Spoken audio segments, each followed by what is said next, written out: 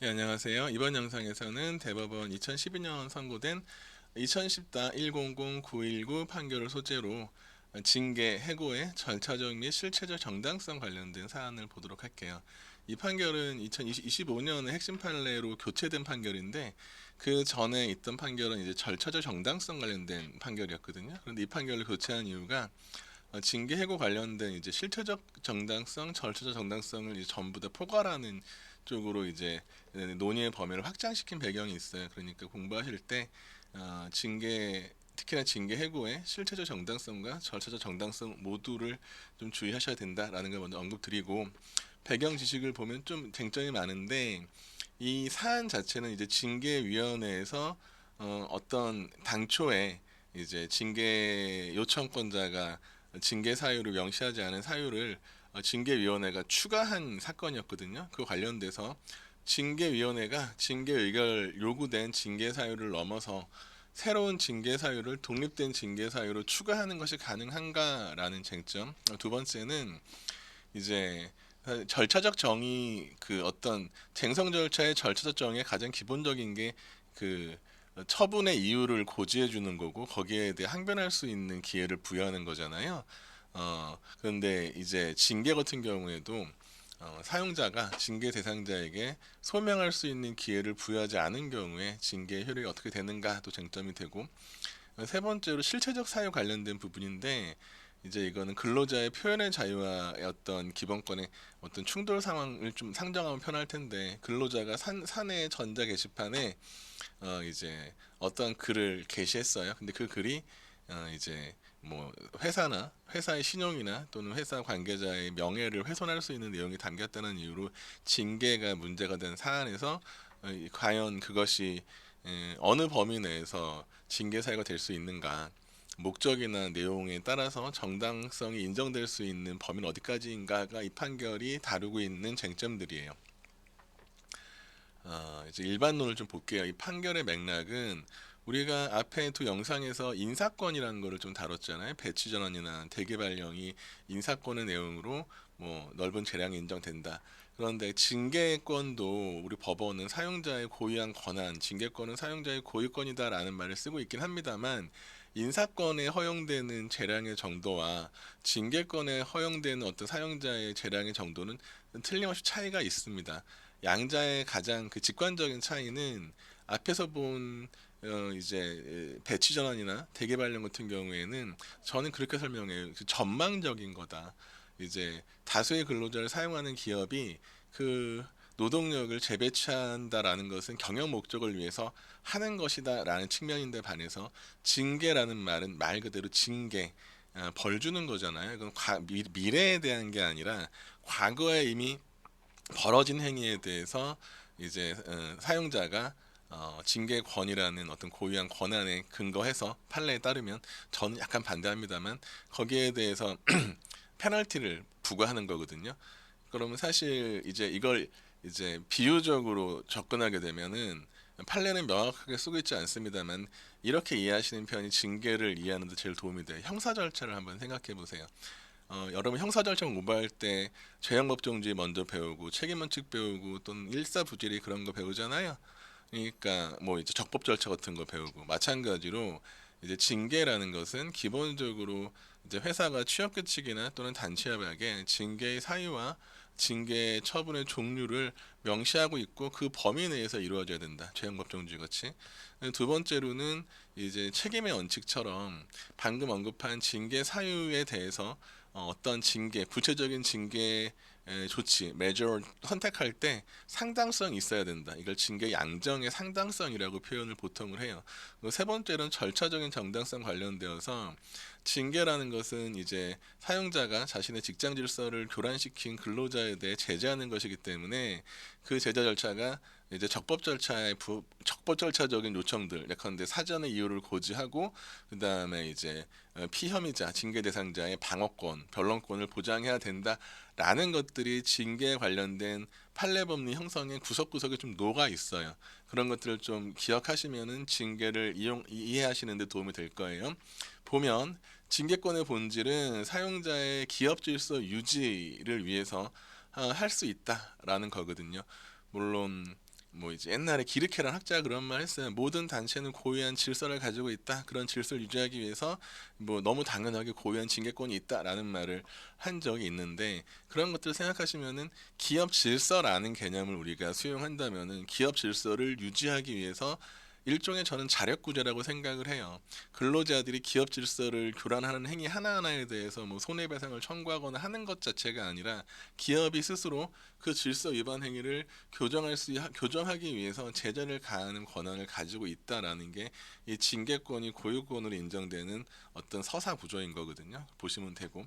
하지만 이러한 징계라는 것은 대등한 당사자 간에 상정하기가 용이한 일은 아니거든요. 어, 사용자와 근로자는 이제 위계구조 하에서 존재하는 실존적인 상황입니다만, 법적으로는 대등한 당사자잖아요. 근로계약이랑 쌍무계약을 체결하고 있는 거잖아요. 근데 징계라는 것은 이런 쌍무적 계약 관계랑 친하지 않고 인법적인 관계, 이제 뭐 친족, 뭐 이제 뭐 부의 징계권 뭐 인정 안 되지만 뭐 그런 것처럼 고권적 관계에 인정되는 거기 때문에 사용자가 징계할 수 있다고 해서 그 징계가 널리 인정될 수는 절대 없어요.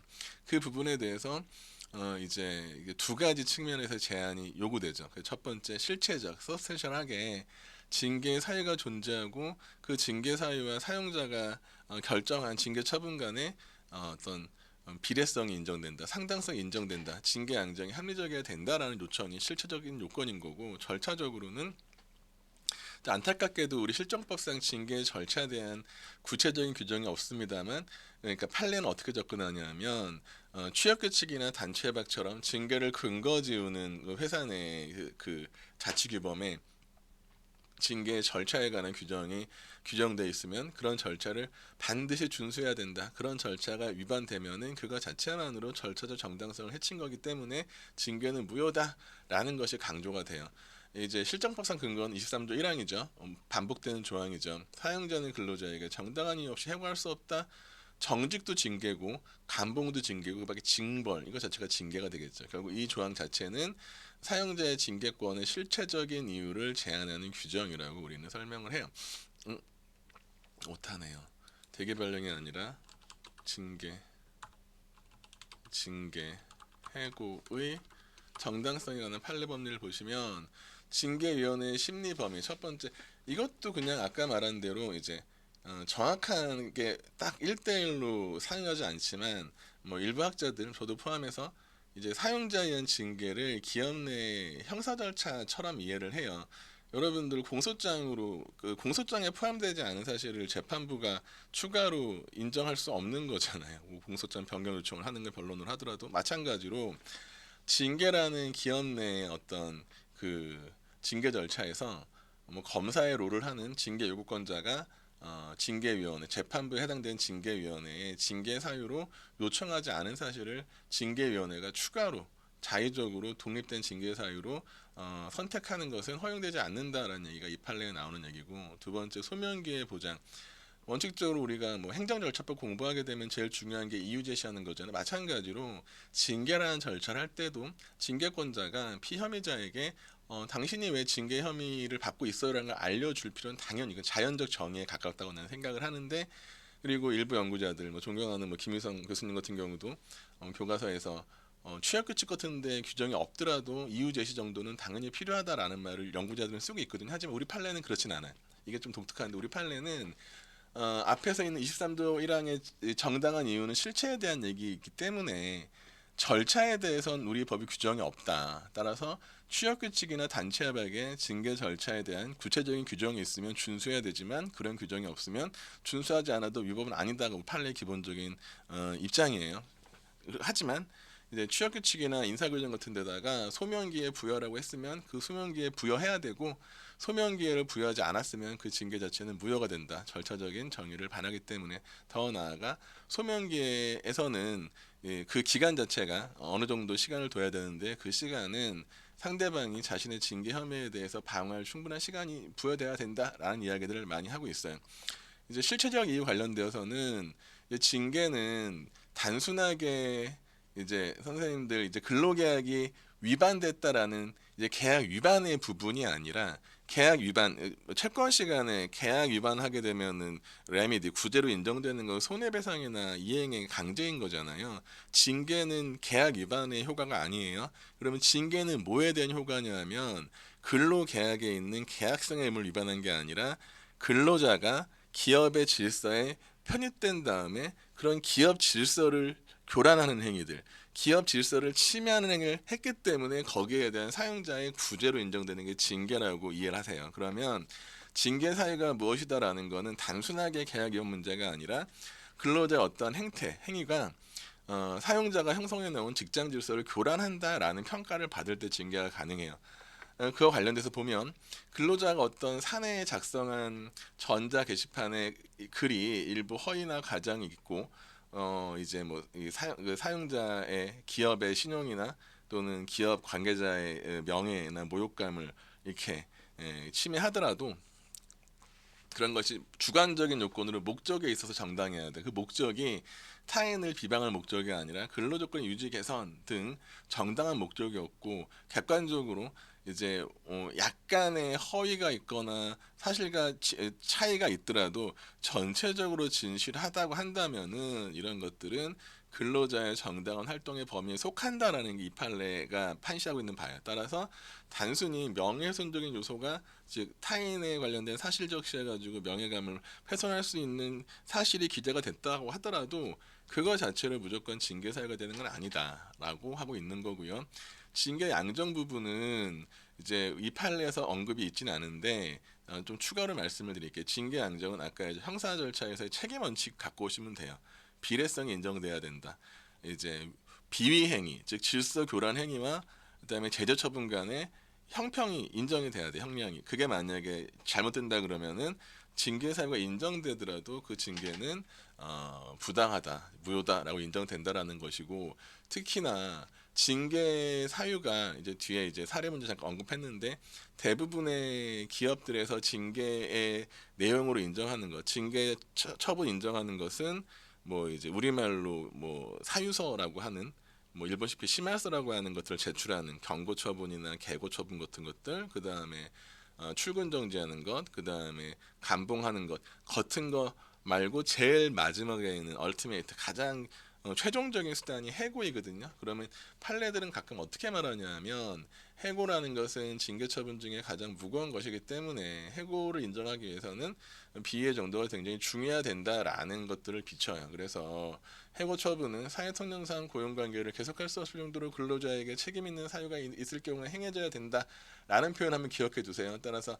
징계 해고 같은 경우가 실체적 정당성이 언급이 되면은 문제 사안 중에서 실체적 정당성 판단할 때 마지막 부분에 이 표현 쓰시고 양정이 좀 과하다라는 표현을 쓰시면은 유익한 상황들이 좀 생길 거예요. 넘어가겠습니다. 이제 판례 볼게요. 그리고 이 징계 문제가 나오게 되면은 이제 노동법 사례 푸는 게 조금 타 과목보다 약간 어려울 수 있는 부분이 국회에서 만든 실정법만 가지고 사례를 풀 수 있는 게 아니고 이제 회사가 스스로 만든 취업 규칙이나 단협 규정들이 재판의 전제가 되는 이게 그 법원성이 인정되는 경우들이 있잖아요. 마찬가지인 건데 이 판례도 단지 근기법 23조 1항의 해석론이 아니에요. 어떠한 취업 규칙을 전제로 그러한 취업 규칙이 있을 때 어떠한 효과가 있다라는 걸 쓰고 있는 거예요. 따라서 이제 취업 규칙 등 징계 규정에 그냥 무조건 인정되는 게 아니라 취업 규칙 등 징계 규정에 근로자에게 징계 사유가 있을 때 징계 의결 요구권자, 검사 역할을 하는 요구권자가 뭐 인사부장이나 그런 사람들이 먼저 징계 사유를 열거해서 징계위원회에 징계 의결 요구를 하고 기소하고 징계 의결 결과에 따라 처분을 하되 징계위원회는 징계 대상자에게 진술기회, 소명기회를 부여하고 이익되는 사실을 증명할 수 있도록 하고 또한 징계 의결할 때에는 원인되는 사실들을 명시한 징계 의결서 의하도록 규정하고 있을 경우라고 하고 있잖아요. 그럼 이 판결로 사례를 만든다 그러면 사례 문구에 이런 것들이 녹아 있어야 돼요. 그냥 이 판례가 막바로 적용되는 게 아니라 어느 회사의 취업 규칙에 블러블러한 게 있다라는 게 설문에 제시가 돼요. 그러면 그 다음으로 어떤 것들을 써야 되냐면 이러한 요건들이 충족이 되면 징계위원회는 어디까지나 요구권자에 의해서 요구된 사유만 심리 대상으로 해서 판단해야 되지, 일방적으로 추가적으로 독립된 사유를 추가할 수 없다라는 것이 핵심적인 첫 번째의 절차적인 요건이에요. 물론 이런 것들을 나중에 징계 양정에서 뭐 정상 참작 사유로 고려할 수 있다라는 얘기들은 많이 하는데, 그렇게는 출제 안 하고 이제 독립된 징계의 사유로 추가하는 게 허용되냐? 그건 안 된다. 당연하잖아요. 공소장에 안 써 있을 테니까라고 생각하시면 되는 거고, 두 번째는 이제 좀 부수적인 쟁점으로 이렇게 추가된 징계 사유가 있다고 할 때 그런 사유에 대해서는 보통 소명 기회를 주지 못하는 경우가 많죠. 또한 징계 대상자가 징계위원회에 출석하여 변명과 소명 자료를 제출할 기회를 부여받았음에도 써 있었어야 돼. 이거 만약에 취업 규칙이 없으면 이런 것들은 논할 실익이 없어요. 우리 판례상으로는. 이러한 징계 절차 위반하여 해고하였다면 그 자체가 사유와 무관하게 절차적 정의에 반하여 무효. 이게 이제 좀 이해를 편의를 위해서 좀 비교적으로 얘기를 하면은, 일본의 판례 같은 경우에는 이거 자체만으로 무효가 된다고 보기보다는 이것이 해고권을 남용한 여러 사유 중에 하나로 종합하여 고려해야 된다, 그런 식으로 판례가 형성되고 있는데, 우리는 독특하게 이제 이걸 종합해서 고려한다가 아니고 절차 위반이 있으면 그것만으로 징계가 무효다라고 쓰고 있으니 굉장히 중요한 판례 법리가 되겠죠. 그 다음에 절차 위반의 효가 썼고, 이 사건 같은 경우에는 국민건강보험공단에서 인사규정 위반으로 근로자를 해고한 사건에서 이제 무슨 일이 벌어졌냐면은, 피징계 대상자가 이제 징계위원회에 술을 마시고 들어갔어요. 뭐 이러면 안 되죠, 사실은. 자신한테 중요한 사안인데 술 마시고 들어가는 건 권할 바는 아니지만, 그랬더니 징계위원들이 좀 화가 났나 봐요. 저 사람은 징계위원을 술 먹고 왔네? 그랬더니 징계 의결 요구권자 인사부장이 요구하지 않은 그런 진술시 품위 손상이라는 것을 별도의 독립적인 사유로 추가를 하고, 그래서 징계사유가 두 개가 됐죠. 원래는 명예훼손 하나만 올라왔는데 명예훼손 더하기 품위 손상을 두 개를 징계 사유로 병합을 해가지고 원래 요구된 경징계를 넘어서서 해임이라는 중징계 한 거예요. 여기에 대해서 법원이 뭐라고 했느냐? 첫 번째, 사내 게시판에 게시글 행위만으로 징계 사유 삼아 경징계 요구했는데 의결에서는 요구되지 않은 진술시 품위소상을 추가한 것은 잘못했다. 더 나아가 이걸 추가하더라도 거기에 대해서 뭐 사전에 고지하지도 않았고 뭐 이제 반론권을 보장하지 않았으니 이것은 공단의 인사규정에 정한 징계 절차를 위반하여 이루어진 것으로 사유 여부와 무관하게 무효다라고 판단을 했고, 또 뭐가 있었냐면 이건 절차적인 게 판단이 되었고, 실체에 대해서는 사내 전자 게시판 게시된 문서에 대해서는 문서를 배포한 목적이 타인의 권리를 침해하는 것이 아니라 근로자의 복지 증진 등에 관한 것이었고, 문서 내용이 전체적으로 보아 진실한 것이라면 정당 활동의 범위에 속한다라고 판시를 해요. 이것이 지금 우리가 본 판례의 내용인 거고, 사례 문제는 이거는 뭐 이제 기출이 아니고 제가 이 판례 가지고 좀 각색한 건데 볼게요. 천천히 봅시다. A 회사의 취업 규칙에는 징계에 관하여 다음과 같이 규정하고 있다. 좀 수년 이전 전에 그 변시 문제에서는 이렇게 규정을 제시한 사례들을 좀 나왔었는데, 최근에는 문제를 좀 컴팩트하게 만들려고 해서 취업 규칙을 이렇게 제시하는 것들이 많이 없긴 한데, 만약에 징계 문제가 나온다 그러면 전 출제자 입장에서 취업 규칙을 이렇게 보여줄 수밖에 없을 경우가 있어요. 이걸 가지고 아까 판례를 적용시켜야 되거든요. 하나하나 볼게요. 징계의 종류는 경징계로는 견책과 감봉, 중징계로는 정직과 징계, 해고. 왜 썼냐면은 경징계 요구했는데 해고한 건 중징계인 거니까 양정의 문제가 있을 수 있다라는 걸 찾아내라고 낸 조문인 거고, 징계 사유는 품위 손상행위나 그 다음에 명예훼손행위는 징계 사유에 해당할 수 있다라는 걸 근거지우기 위해 제시한 조문인 거고, 징계위원회는 이제 어떻게 구성된다, 이거는 그냥 넣어놓은 거고, 요게 중요하죠. 인사부장, 여기서 아까 이제 판례 표현으로는 징계 의결 요구권자는 서면으로 특정하여 징계 사유를 특정해서 요구한다. 징계위원회는 사전에 변명 자료를 뭐 이제 그 피혐의자가 항변 변론권 행사할 수 있도록 사전에 통보하고 변명 소명 자료를 제출할 수 있게 해야 된다. 그 다음에 징계 원인이 된 사실을 심의 의결에서 내용을 명시한 의결서를 작성한다. 서면으로 통보한다. 이것들은 우리가 아까 보았 핵심 판례에서 전제하는 징계 절차에 관련된 취업 규칙 내용이 다 들어있죠. 그걸 찾아내라고 이렇게 취업 규칙을 제시한 거고, A 회사의 근로자가 사내 게시판에 회사 임원 을이 대학 후배인 병을 대학 후배를 편애하여 높은 인사평가를 하여 인사평가를 불공정하게 운영하였다라는 말을 게시하여 뭐 이런 것들이 게시가 되고 나면 회사 내에 좀 동요가 생기겠죠. 이랬던 인사부장이 갑이 게시글 작성 행위가 취업규칙상의 명예훼손에 해당되기 때문에 징계해야 된다 그리고 경징계 요구를 해요. 아마도 견책이나 뭐 감봉 얘기를 했겠죠.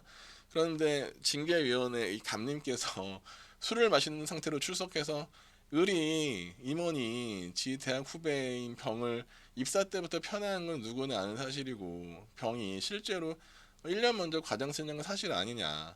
아니, 내가 쓴 거는 임원을 비난 의도가 아니고 앞으로 이런 일 없으면 좋겠다라는 취지다 정도로 말을 했을 거예요. 술에 취해서. 그랬더니 징계위원들이 그래 네가 하는 말은 그럴싸해 보여. 뭐 네가 한 말이 사실에 부합하는 거 같긴 해라고 인정하면서도 근데 감히 징계위원회 술 마시고 와 라는 생각을 가지고 명예훼손 외에 품위손상을 독립된 징계 사유로 추가한 다음에 두 개를 묶어서 경징계가 아니라 징계 해고라는 중징계를 했어요. 딱 보더라도 양정이 좀 과하죠.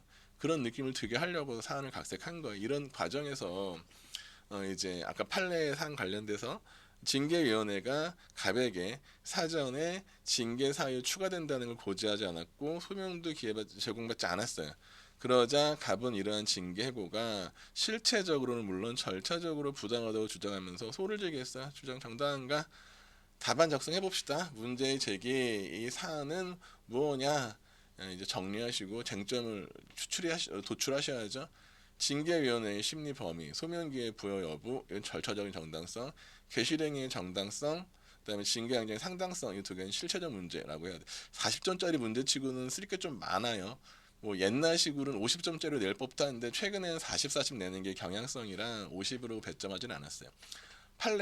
관련 법리에서 먼저 23조 1항은 당연히 써야 되고 판례 법리로 징계 해고의 정당성 일반을 써야 돼요. 23조 1항 언급하신 다음에 징계가 정당하려면 실체적으로 두 개, 징계 사유의 존재, 징계 사유와 징계 처분 사이의 상당성의 존재 두 개를 쓰시고 그 다음에 절차적으로는 이제 취업 규칙이나 징계 규정 등에 규정된 절차를 모두 준수해야 된다라고 쓰고 있다. 심리 범위 대해서 절차적 얘기죠. 취업 규칙 등에 아까 보세요. 징계 의결 요구권자가 징계 사유에 따라 징계액을 요구하면 징계위원회는 여기에 대해 진술 및 소명기에 부여하고 거기에 징계 의결서에 원인된 사실을 명시해야 된다라고 규정하고 있다면 이걸 하나하나 포섭해야지. 좀 있다가 이 취업 규칙을 포섭된다면 그 경우에 징계위원회는 요구받은 즉 요구권자가 요구한 징계 사유만 심리 판단해야지 스스로 독자적으로 독립된 징계 사유를 추가할 수 없다. 중요한 얘기예요. 두 번째는 이제 이러한 징계 절차 위반이 되면은 이 위반 자체만으로 이제 절차적 정의에 반하는 것이기 때문에 그냥 무효이다. 여기에 좀 빠진 게 있는데 여기에 대해서 소명기에 부여도 해야 된다는 얘기를 다시 한번 반복하시고요. 실체적 정당성 관련되어서 표현의 자유 얘기, 목적에 있어서 근로조건 개선, 내용에 있어서 전체적으로 진실, 그렇다면 정당 활동에 속한다라고 하는 거고 여기에 추가적으로 이제 양정 관련돼서 징계 사유와 징계 처분 사이에 상당성이 인정돼야 되는데 이 사건 같은 경우에는 징계 사유가 다 인정이 안 된다라고 가버리면 양정이 중요하지 않겠죠. 이제 사안의 적용 포섭으로 갈게요. 절차의 정당성. 인사부장이 명예훼손만 요구했는데 징계위원회가 일방적으로 이제 품위손상을 추가했다. 이것은 판례에 따라 징계 사유의 범위, 심리 범위를 유월한 것으로서 위법이다. 두 번째, 징계위원회가 이 추가된다는 점을 고지 않았고 결국 갑은 소명기를 부여받지 못했다. 이거는 변호권 뭐라 그래야 되나요? 절차의 정당성이 인정되지 않았다. 항변? 소명할 수 있는 기회를 부여받지 못했다라고 정리하면 되고 실체 정당에 대해서 이제 게시글 관련돼서 언급한 바와 같이 목적에 있어서 정당성이 있잖아요. 인사고과의 공정성 지적하는 거니까. 그리고 내용에 있어 전체적으로 진실에 부합하잖아요. 그렇게 본다 그러면은 이건 징계 사유가 안 된다. 그러니까 가사 이제 징계 사유가 일부 인정된다고 하더라도 거기에 대해 가장 중요한 징계인 해고를 선택한 것은 사회통념상 합리성 있는 등이 어렵다, 양정이 어렵다라고 쓰시고 이 모든 것들을 종합하여 볼 때 이 사건 징계는 어느 모로 보나 정당하지 않다. 징계 예고는 그렇게 정리하시면 됩니다. 좀 문제가 이제 40점짜리 보기에는 조금 쟁점이 많아요. 하지만 이제 좀 익숙해지셔야 될 것 같아요. 이 판례가 추가된 이유는 실체와 절차를 같이 물어볼 수 있는 여지가 좀 생긴 거거든요. 뭐 그 점 주의하셔서 학습하시기 바랄게요. 네, 수고하셨습니다.